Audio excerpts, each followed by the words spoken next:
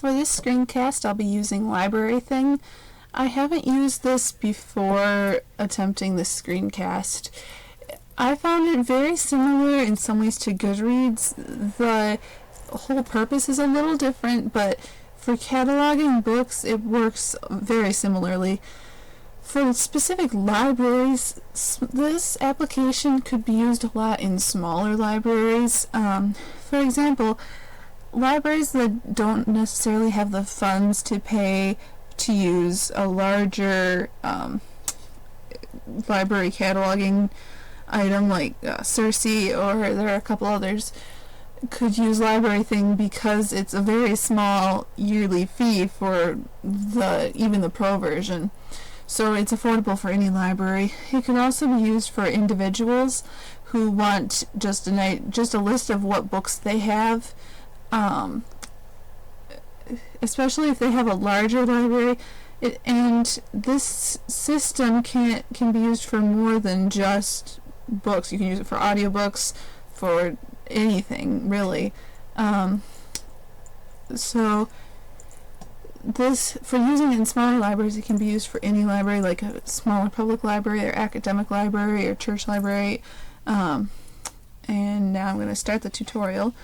So I'm going to join now, and I already created an account earlier, but I'm going to walk through the process of creating an account again just to show how easy it is.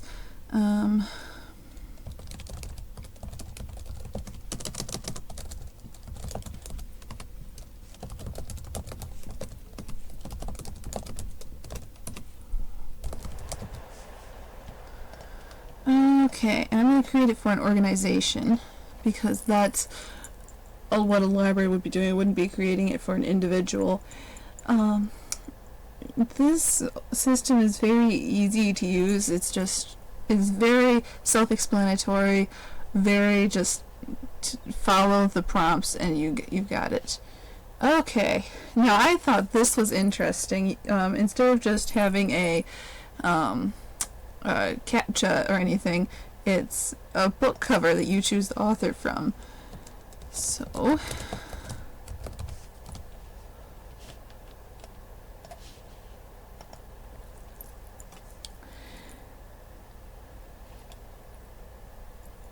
it's also a good way to learn about new books because, you know, our to-read lists aren't long enough as it is.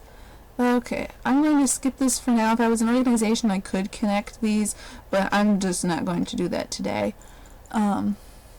And if I was at an actual library, before connecting everything, I'd want to test this out for a month or two and see how easy it was to work with on a longer term basis. Especially if I had one or two staff members that need to be trained. Before we started using it officially, I'd want them to get at least somewhat familiar with this. Okay, from here you can import books to your library, or you can add books individually. If you import books, I believe you can import them from Goodreads or a spreadsheet or a whole bunch of different options. So Library Thing has made it easy to start using their service. To add books to your library, you have to do it individually, but you know that they're all going to be added accurately. Another thing I found was interesting is TinyCat. You can use this to turn your library into having a real online catalog, which is really handy in this day and age. Library Thing groups I found really helpful because you can, depending on the group, you can ask questions like about a specific series or a specific genre, or you can ask questions like, how do I set up this for TinyCat? You can really use it for anything. You can also see your collections. I like Library Thing as a whole. The problem I noticed, and it's really just nitpicky, is this website looks several years out of date just because it just doesn't have a shiny skin on it, and really it still works just as well. So it's been really easy to use, and I would be happy to use it in a smaller library if I couldn't afford a regular recording for it, or use a regular library cataloging software for it. You can also update your profile. You can add connections. The recommendations tab is really useful. I personally don't use Library Thing. I actually use Goodreads, but I use the recommendations tab all the time because I read so much more than most of my friends and family, and because I read such a wide variety. I recommend stuff to different people all the time. I also use the recommendations tab in Goodreads a lot for if I really love a specific book and I want to find more books like it, then I use that.